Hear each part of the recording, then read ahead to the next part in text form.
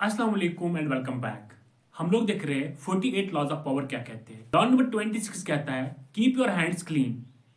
ये लॉ यही कहता है कि अगर आप पावर गेन करना चाहते हो, अगर आप चाहते हो कि मैं पावरफुल दिखूं, उसके लिए आपको सबसे पहले अपनी रेपुटेशन को बरकरार रखना पड़ेगा, अपनी इज्जत को बरकरार रखना पड़ेगा। अगर आप अपनी इज्जत को बरकरार रख पाओगे तो क्या होगा, आपके पास ऑटोमेटिकली पावर आ जाएगा। अगर आप कोई गलती करते हो, आप कोई मिस्टेक करते हो या कोई भी गलत काम करते हो, उसको छुपाने की जरूरत है। लोगों के सामने अपनी गलती को बयान ना करो।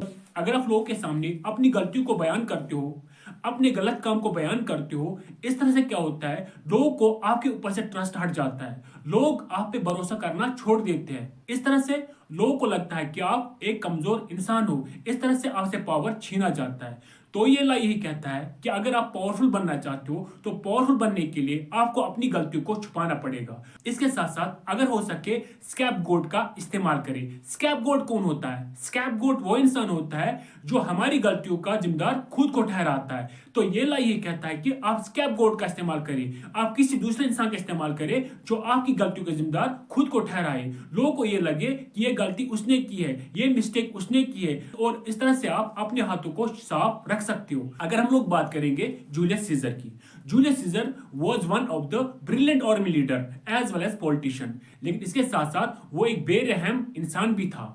वो क्या करता था, वो अपने दुश्मनों को बेदर्दी से कत्ल करवाता था, वो अपने दुश्मनों को बेदर्दी से किल करवाता था। लेकिन वो डायरेक्टली ऑर्डर नहीं देता था, बल्कि वो स्कैपगोट का इस्तेमाल करता था। वो दूसरे इंसान का इस्तेमाल करता था जो इंसान उसकी फौजों को ऑर्डर देता था किल करने के लिए। जबकि लोगों को लगता था कि जो जूलियस सीजर है वो एक नेक इंसान है, वो एक इज्जतदार इंसान है, वो एक रहमदिल इंसान है, वो कभी भी गलती नहीं कर सकता है। इस तरह से जो जूलियस सीजर है वो अपने हाथों को क्लियर रखता था, क्योंकि जूलियस सीजर इस लॉ का इस्तेमाल करता था। इस तरह से वो अपने हैंड्स को साफ रखता था, लोगों के सामने अपनी रेपुटेशन को बरकरार रखता था। लोगों को नहीं लगता था कि जूलियस सीजर भी कोई गलत काम कर सकता है।